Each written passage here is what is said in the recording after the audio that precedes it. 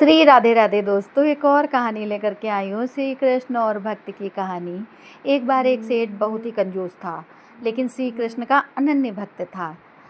अक्सर एक संत जी के प्रवचन सुनने जाता था। एक बार उसने संत जी से विनती की कि महाराज, कोई ऐसा उपाय बताएं कि मैं भगवान कि अपने इष्ट श्री कृष्ण की भरपूर सेवा भी करूं, लेकिन मेरा एक रुपया भी खर्चा ना हो। संत जान गए कि ये व्यक्ति बहुत कंजूस है, लेकिन श्री कृष्ण के प्रति उसकी श्रद्धा देखकर संत जी ने उसे अद्भुत उपाय बताया। संत जी कहने लगे कि तुम श्री कृष्ण की प्रतिदिन मानसिक पूजा किया करो। मन में ऐसा विचार करो कि तुम उनके श्री विग्रह को स्नान करवा रहे हो, उन्हें बहुमूल्य सुंदर वस्त्र धारण करवा रहे हो और उनका उत्तम श्रृंगार कर रहे हो, उनको बढ़िया से बढ़िया भोग अर्पित कर रहे हो।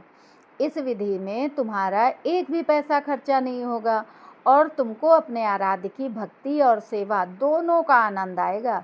संत मुस्कुराते हुए बोले, ये मानसिक पूजा है, इसमें कोई कंजूसी मत करना।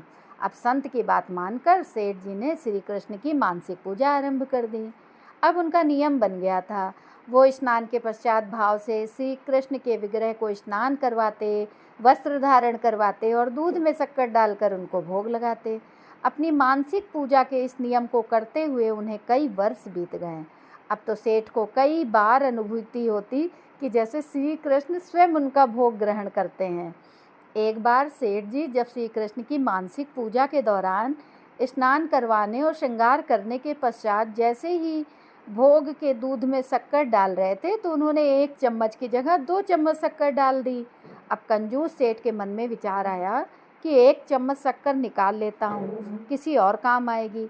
जैसे ही वो दूध से शक्कर निकालने लगा तो उसे एहसास हुआ कि श्री कृष्ण ने उसका हाथ पकड़ लिया हो।